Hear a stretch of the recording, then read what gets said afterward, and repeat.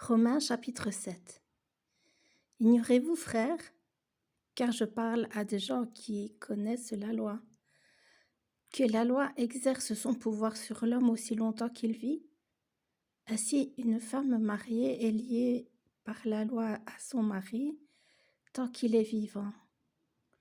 Mais si le mari meurt, elle est dégagée de la loi qui l'a liée à son mari. Si donc, du vivant de son mari, elle devient la femme d'un autre homme, elle sera appelée adultère, mais si le mari meurt, elle est affranchie de la loi, de sorte qu'elle n'est point adultère en devenant la femme d'un autre. De même, mes frères, vous aussi, vous avez été, par le corps de Christ, mis à mort en ce qui concerne la loi, pour que vous apparteniez à un autre, à celui qui est ressuscité des morts, afin que nous portions des fruits pour Dieu, car lorsque nous étions dans la chair, les passions des péchés provoqués par la loi agissaient dans nos membres, de sorte que nous portions des fruits pour la mort. Mais maintenant, nous avons été dégagés de la loi, étant morts à cette loi sous laquelle nous étions retenus, de sorte que nous servons dans un esprit nouveau, et non selon la lettre qui a vieilli. Que dirons-nous donc? La loi est-elle péché? Loin de là.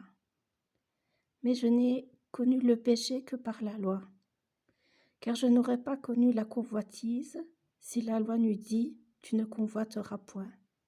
Et le péché, saisissant l'occasion, produisit en moi par le commandement toutes sortes de convoitises, car sans la loi le péché est mort.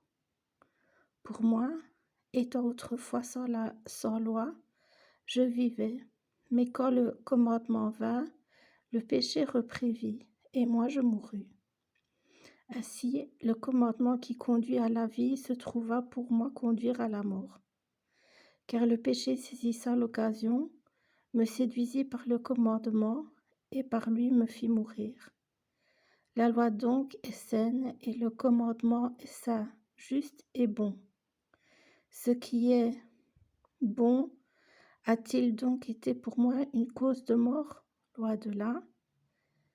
Mais c'est le péché, afin qu'il se manifestât comme péché en me donnant la mort par ce qui est bon, et que, par le commandement, il devint condamnable au plus haut point. Nous savons, en effet, que la loi est spirituelle, mais moi, je suis charnel, vendu au péché, car je ne sais pas ce que je fais. Je ne fais point ce que je veux, et je fais ce que je hais. Or, si je fais ce que je ne veux pas, je reconnais par là que la loi est bonne, et maintenant ce n'est plus moi qui le fais, mais c'est le péché qui habite en moi. Ce qui est bon, je le sais, n'habite pas en moi, c'est-à-dire dans ma chair. J'ai la volonté, mais non le pouvoir de faire le bien, car je ne fais pas le bien que je veux, et je fais le mal que je ne veux pas.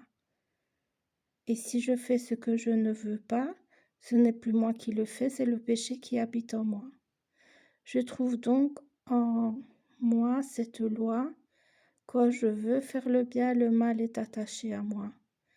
Car je prends plaisir à la loi de Dieu, selon l'homme intérieur, mais je vois dans mes membres une autre loi qui lutte contre la loi de mon entendement et qui me rend captif de la loi du péché et qui est dans mes membres. Misérable que je suis. Qui me délivrera du corps de cette mort? Grâce soit rendue à Dieu par Jésus-Christ notre Seigneur. Ainsi donc, moi-même, je suis par l'entendement esclave de la loi de Dieu, et je suis par la chair esclave de la loi du péché.